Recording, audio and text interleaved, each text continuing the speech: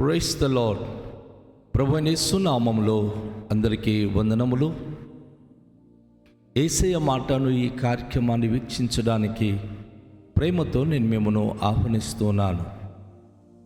ఈ దినము యోహాను సువార్త 19వ అధ్యాయము 1 నుండి 12 వచనాలు ధ్యానించుకుందాం. అప్పుడు పిలాతు యేసును పట్టుకొని ఆయనను కొరడాలతో కొట్టించెను. సైనికులు ముళ్ళతో కిరీటమును అల్లి ఆయన తల మీద పెట్టి ఊదరంగు వస్త్రము ఆయనకు తొడిగించి ఆయన యొద్దకు వచ్చి, యూదుల రాజా శుభమని చెప్పి ఆయనను అరచేతులతో కొట్టిరి. పిలాతు మరల వెలుపలకి వచ్చి, ఇదిగో, ఈయన యందు ఏ దోషమును నాకు కనబడలేదు అని మీకు తెలియనట్లు ఈయనను మీ యొద్దకు వెలుపలకి తీసుకొని వచ్చుచున్నానని వారితో అనెను. ఆ ముళ్ళ కిరీటమును ఊదరంగు వస్త్రమును ధరించిన వాడై యేసు వెలుపలకు రాగా, పిలాతు, ఇదిగో ఈ మనుష్యుడు అని వారితో చెప్పెను. ప్రధాన యాజకులను బండ్రోతులను ఆయనను చూచి, సిలువ వేయుము, సిలువ వేయుమని కేకలు వేయగా, పిలాతు, ఆయనందు ఏ దోషమును నాకు కనబడలేదు గనుక మీరే ఆయనను తీసుకుని పోయి సిలువ వేయుడని వారితో చెప్పెను.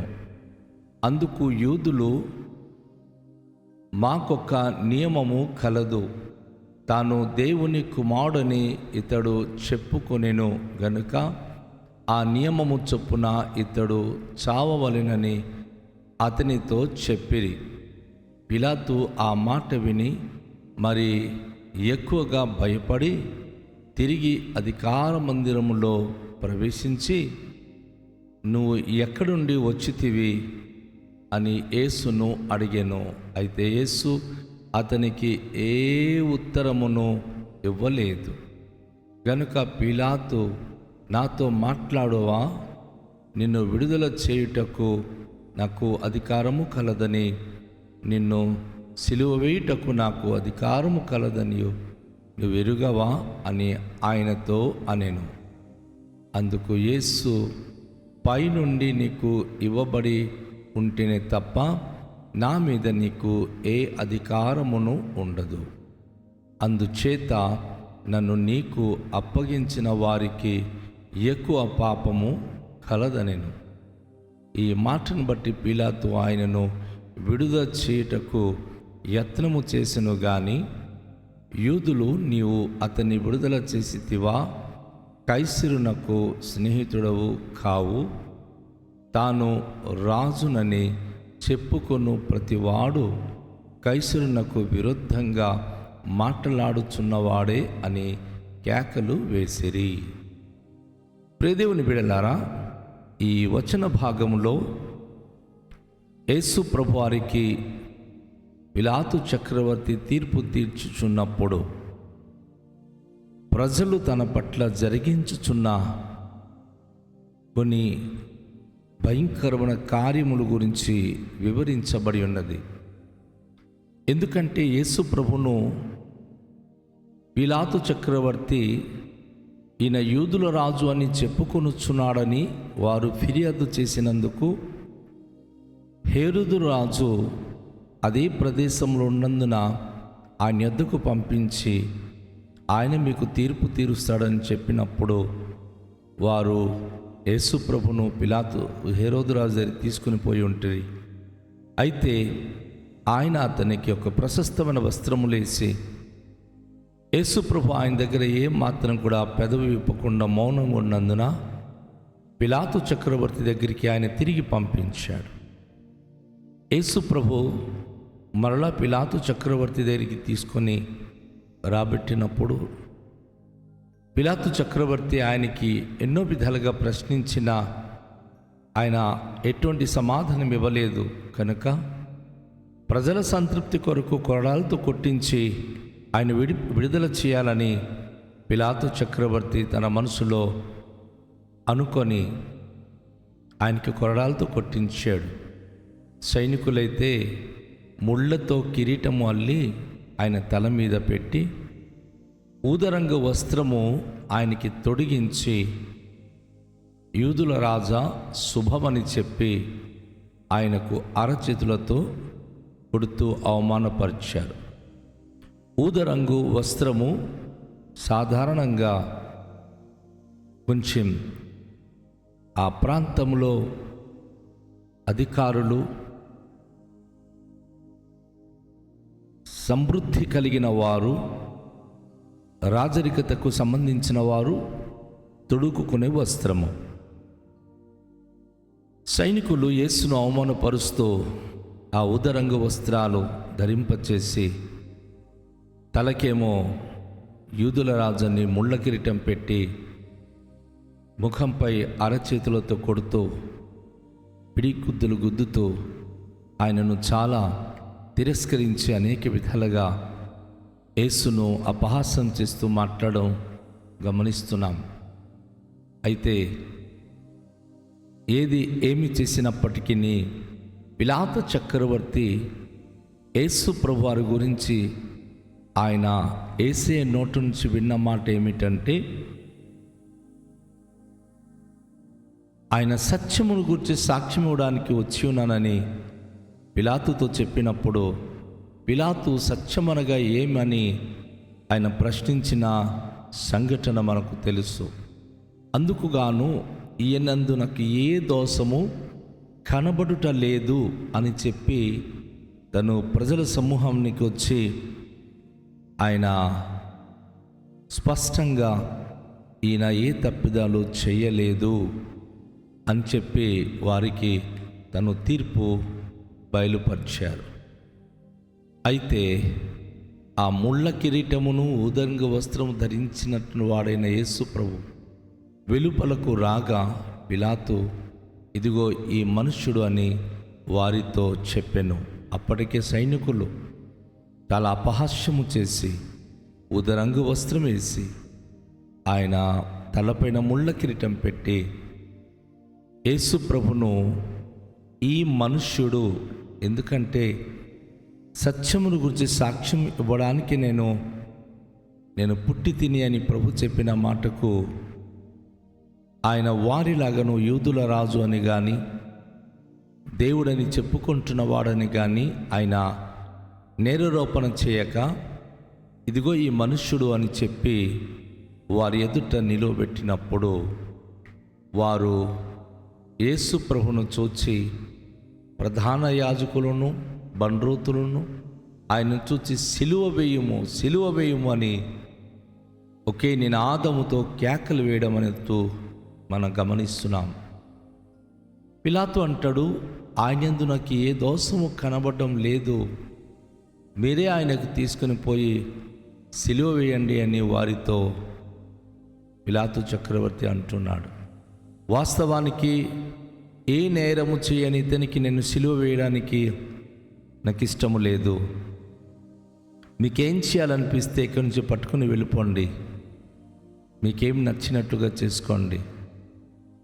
న్యాయమూర్తిగా నేనైతే చెప్తున్నాను, ఆయన సిలువ వేయబడడానికి సరైనటువంటి కారణాలు కనబడడం లేదు, ఈయనందు నాకు ఏ దోషమే అసలు కనబడడం లేదని పిలాతు స్పష్టీకరణ చేసినప్పుడు కూడాను వారు సిలువ వేయము అని కేకలు వేస్తూ ఉన్నారు.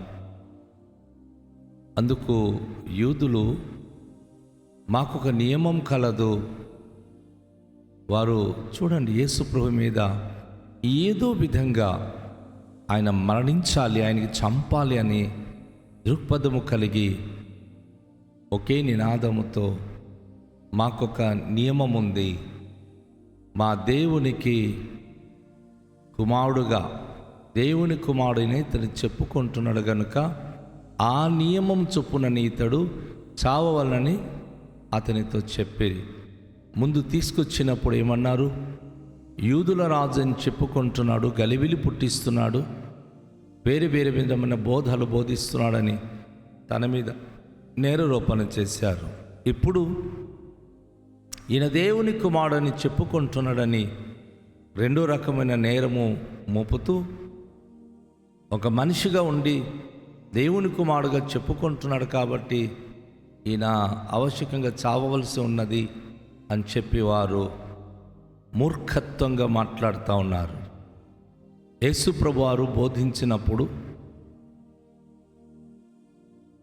మనం ఎప్పుడైతే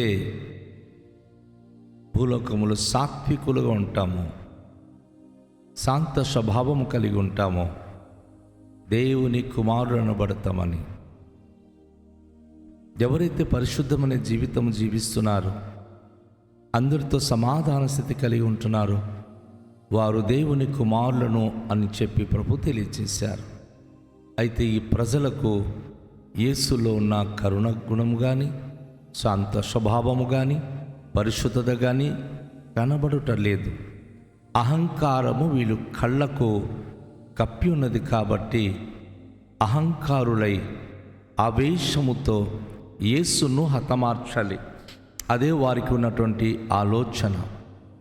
అందుకే వారు చావలసినగా ఉన్నాడని చెప్పి ఇక కేకలు వేసినప్పుడు పిలాతు ఆ మాట విని భయపడ్డాడు. ఎందుకంటే ఈయన దేవుని కుమారుడని వీరు చెప్తున్నారు కాబట్టి ఇతనికి నేను తీర్పు తీర్చడం నా వల్ల కాదు అని చెప్పి యేసుప్రభుని అడుగుతున్నాడు. ఆయన, అయ్యా నువ్వు ఎక్కడి నుండి వచ్చావు, ఏమిటి నీ విషయం అని.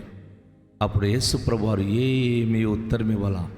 ఆయన ముందే చెప్పారు, నేను మరి సత్యం గురించి సాక్ష్యం ఇవ్వడానికి వచ్చానని. కానీ అది మరి పిలాతుకి మరి రెండోసారి ఏం చెప్పలేదు.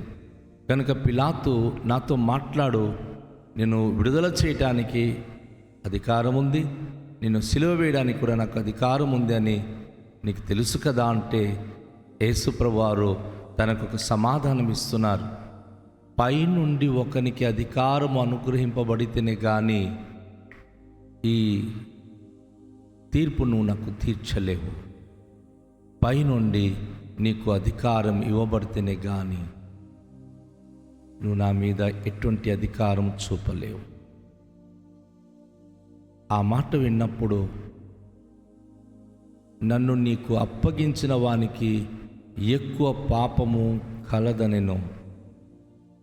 ఒకవేళ గనుక నువ్వు నన్ను శిక్ష విధించడానికే పంపిస్తే, నన్ను నీకు అప్పగించిన వారికి కూడా ఎక్కువగా పాపము కలదు అని చెప్పినప్పుడు ఆ మాట విన్నటువంటి పిలాతు విడుదల చేయాలని ప్రయత్నిస్తున్నాడు. కానీ యూదులు కేకలు వేస్తున్నారు, తనకు గనుక నువ్వు విడుదల చేస్తే కైసరికి నువ్వు స్నేహితుడు కావు. ఆ దేశంలో అప్పటికి కైసరు ఔగస్తు అనే ఆయన యొక్క ముద్ర ప్రతి ఒక్క కాయిన్స్ మీద ఉంది. ఆయన అప్పటికి చాలా పెద్ద పేరుగాంచినటువంటి చక్రవర్తి. సో ఒకవేళ గనుక ఇతనికి నువ్వు విడుదల చేస్తే, ఎందుకంటే కైసర్ ఔగస్తు తన దినాల్లో తనని అందరూ దైవంగా పూజించారు, గౌరవించారు. తనకు మించి ఎవరు కూడాను రాజు అనే పదము ఎవరికి దక్కల. ఒకవేళ గనుక ఇతను యూదుల రాజు అని చెప్పుకుంటున్న వ్యక్తికి నువ్వు విడుదల చేస్తే నువ్వు ఆయనకి శత్రువు అవుతావు అని చెప్పి కేకలు వేసినప్పుడు పిలాతు చక్రవర్తి ఏమీ చేయలేకపోయాడు. ఈ రోజుల్లో మనుషులు వేస్తున్న కేకలు, మనుషులు వేస్తున్నటువంటి భయంకరమైన మాటలే జయిస్తుంది, కానీ నీతి న్యాయానికి దారి లేదు, జయానికి అవకాశం లేకుండా చేస్తున్నారు.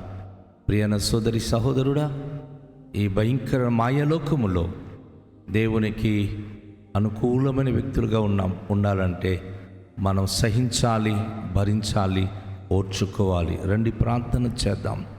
తండ్రి మీకు స్తోత్రాలు. క్రీస్తు ప్రభులో మాకు మీరు నేర్పించిన సహనమును బట్టి ఎలాంటి ప్రతికూలమైన వాతావరణంలో అయినా మౌనంగా ఎలా మనం భరించాలో క్రీస్తు ద్వారా మాకు నేర్పిస్తున్న పాఠాలు బట్టి మీకు వందనాలు. ఈ మాటలు మా జీవితాలకు దీవెనకరంగా ఉంచండి. ఘనత, మహిమ, ప్రభావములు మీరే పొందుకొనండి. మీ యొక్క కృపగల హస్తంతో ఆదరించుమని మమ్మలను మేము మీ చేతికి అప్పగిస్తూ యేసు నామములో ప్రార్థిస్తున్నాము తండ్రి. ఆమేన్. అందరికీ షాలోం. ప్రభు మనలను దీవించునుగాక.